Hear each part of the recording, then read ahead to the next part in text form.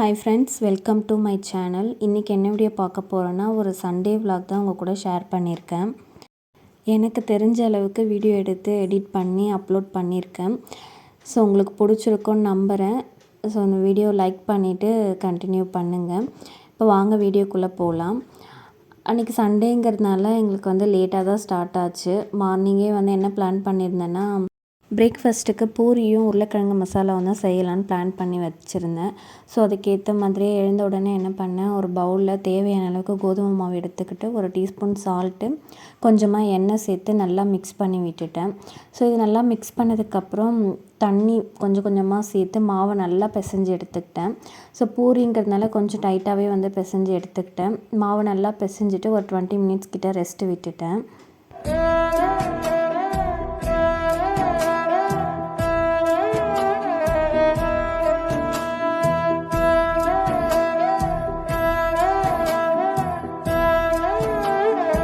Next பார்த்திங்கன்னா, உருளைக்கிழங்கு மசாலா செய்கிறதுக்கு ஒரு 3 உருளைக்கிழங்கு எடுத்துகிட்டு குக்கரில் போட்டு ஒரு 4-5 விசில் போட்டு வேக வச்சு எடுத்துக்கிட்டேன். ஸோ வேக வச்ச உருளைக்கிழங்கை வந்து தண்ணியில் மாற்றிட்டு அது தோல் எல்லாம் ரிமூவ் பண்ணிவிட்டு மேஷர் வச்சு நல்லா மேஷ் பண்ணி எடுத்துக்கிட்டேன். கையில் வந்து பிசைஞ்சு எடுத்துக்கலாம், பட் அதில் வந்து கட்டி கட்டியாக இருக்கும், பசங்க அப்படியே எடுத்து வச்சுருவாங்க. அதனால் மேஷ் பண்ணி எடுத்துக்கிட்டேன். நெக்ஸ்ட்டு பார்த்திங்கன்னா, மசாலா செய்கிறதுக்கு வெங்காயம், பச்சை மிளகா, பூண்டு, கருவேப்பிலை, கொத்தமல்லி எல்லாமே ரெடி பண்ணிக்கிட்டேன்.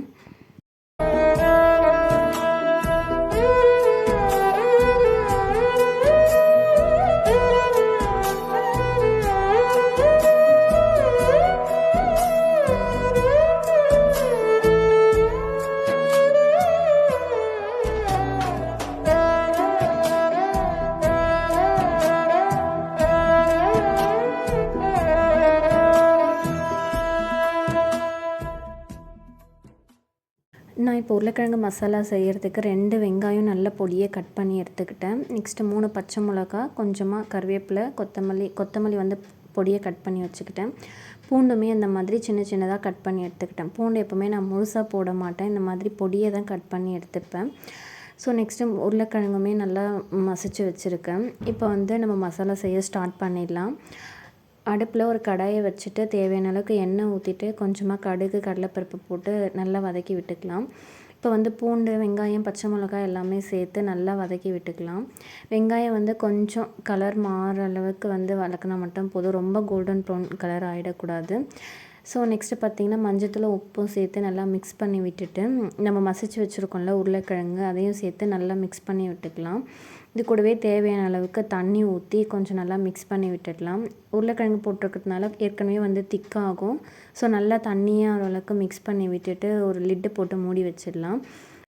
ஸோ 10 மினிட்ஸ் கொதிச்சதுக்கப்புறமா வந்து பார்த்தோன்னா நல்லா திக்காகி வந்திருக்குது.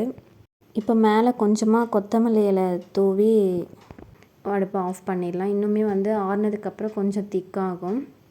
ஸோ மசாலா வந்து ரெடி ஆகிடுச்சு. இப்போ பூரி செய்கிறதுக்கு வந்து மாவுமே வந்து நல்லா ஊறி இருக்குது. இந்த மாதிரி வந்து ஒரு 20 மினிட்ஸ் ரெஸ்ட்டு கொடுத்தா மட்டும்தான் வந்து பூரி வந்து நல்லா உப்பி வரும். சப்பாத்திக்கு திரட்டத்தை விட பூரிக்கு வந்து கொஞ்சம் திக்காகவே வந்து தேய்ச்சி எடுத்துக்கலாம்.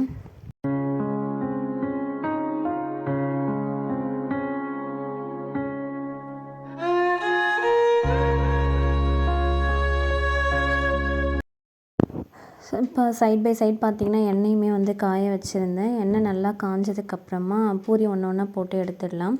ஸோ பூரி போட்டதும் இந்த மாதிரி கரண்டி வச்சு கொஞ்சம் ப்ரெஸ் பண்ணி விட்டால் தான் வந்து அது நல்லா உப்பி வரும்.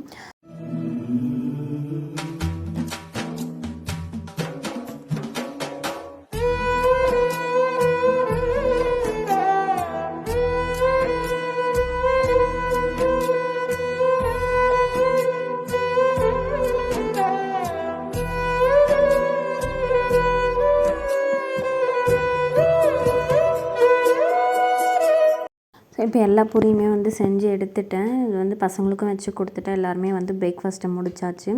நெக்ஸ்ட்டு வந்து வெளியில் மணி பிளான்ட்டும் பர்பிள் பிளான்ட்டும் வந்து வச்சுருக்கேன். அதுக்கெல்லாம் வந்து தண்ணி ஊற்றலான்னு சொல்லிட்டு வந்தேன். ஒரு பெரண்டை செடி வச்சுருக்கேன். எப்போயாச்சும் துவையல் செஞ்சு கொடுக்கலாம் பசங்களுக்கு அப்படின்னு சொல்லிட்டு அது எல்லாத்துக்குமே வந்து தண்ணி ஊற்றி விட்டுட்டேன். இப்போ பார்த்திங்கன்னா நெக்ஸ்ட்டு கிச்சனில் போனால் இஞ்சி பூண்டு பேஸ்ட் வந்து காலியாக இருந்தது. ஸோ அதை வந்து ரெடி பண்ணி வச்சிடலாம், அப்போ தான் வந்து இந்த வீக் ஃபுல்லாக நம்மளுக்கு ஹெல்ப்ஃபுல்லாக இருக்கும் அப்படின்றதுனால இஞ்சி பூண்டு பேஸ்ட் ரெடி பண்ணலான்னு வந்துட்டேன். நான் இஞ்சி பூண்டு பேஸ்ட் வந்து எந்த மெஷர்மெண்ட்டில் அரைக்கிறேன்னு சொல்லிவிட்டு இதில் ஷேர் பண்ணியிருக்கேன். ஸோ ஸ்கிப் பண்ணாமல் பாருங்கள். இஞ்சி எவ்வளோ எடுக்கிறேனோ அவ்வளோ அளவுக்கு வந்து பூண்டுமே எடுத்துப்பேன். இஞ்சி வந்து ஒரு 2 துண்டு மட்டும் எடுத்து வச்சுட்டு மற்றது எல்லாமே வந்து நல்லா அலசிட்டு தோல் எல்லாமே சீவி எடுத்துக்கிட்டேன்.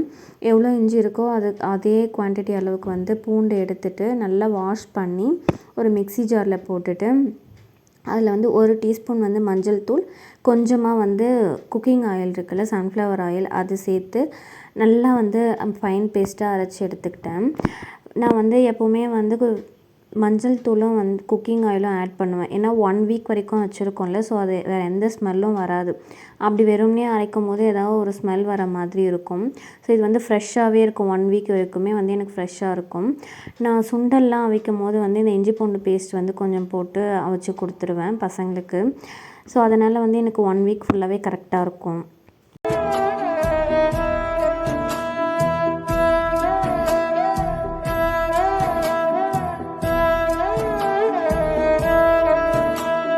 இந்த அளவுக்கு நைஸ் பேஸ்ட்டாக அரைச்சி நான் என்ன பண்ணுவேன், ஒரு கண்ணாடி பாட்டிலில் வந்து ஸ்டோர் பண்ணி வச்சுப்பேன். ஸ்டீல் பாட்டில், பிளாஸ்டிக்லலாம் வந்து ஸ்டோர் பண்ண மாட்டேன். கண்ணாடி பாட்டிலில் ஒரு ஸ்டோர் பண்ணி வச்சுட்டு ஒரு ஸ்பூன் போட்டு வச்சுடுவேன். ஸோ இந்த வீக்குக்கு ஃபுல்லாக வந்து எனக்கு யூஸ்ஃபுல்லாக இருக்கும். நெக்ஸ்ட்டு வந்து பார்த்திங்கன்னா ஒர்க்கெல்லாம் ஓரளவுக்கு முடிஞ்சுது. கிச்சன் ஃபுல்லாக வந்து க்ளீன் பண்ணி விட்டுட்டேன். கொஞ்சம் வெளியில் போக வேண்டிய வேலை இருந்தது, அது எல்லாமே வந்து முடிச்சுட்டு வரலான்னு சொல்லிட்டு கிளம்பிட்டேன்.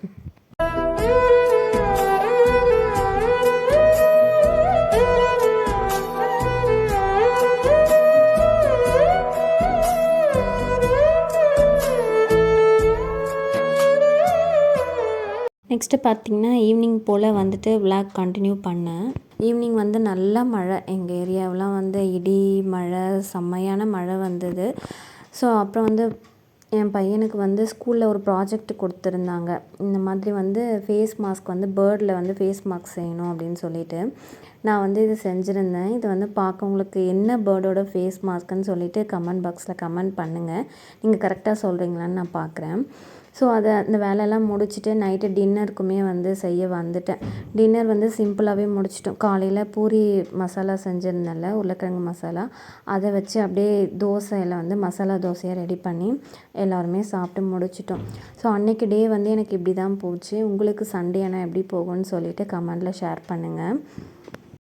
அடுத்த ஒரு இன்ட்ரெஸ்டிங்கான வீடியோவோடு உங்களை வந்து பார்க்குறேன். இந்த வீடியோ பிடிச்சிருந்துச்சுன்னா லைக் பண்ணிக்கோங்க, சப்ஸ்கிரைப் பண்ணி வச்சுக்கோங்க. அடுத்த ஒரு இன்ட்ரெஸ்டிங்கான வீடியோவோடு உங்களை வந்து பார்க்குறேன். பாய்.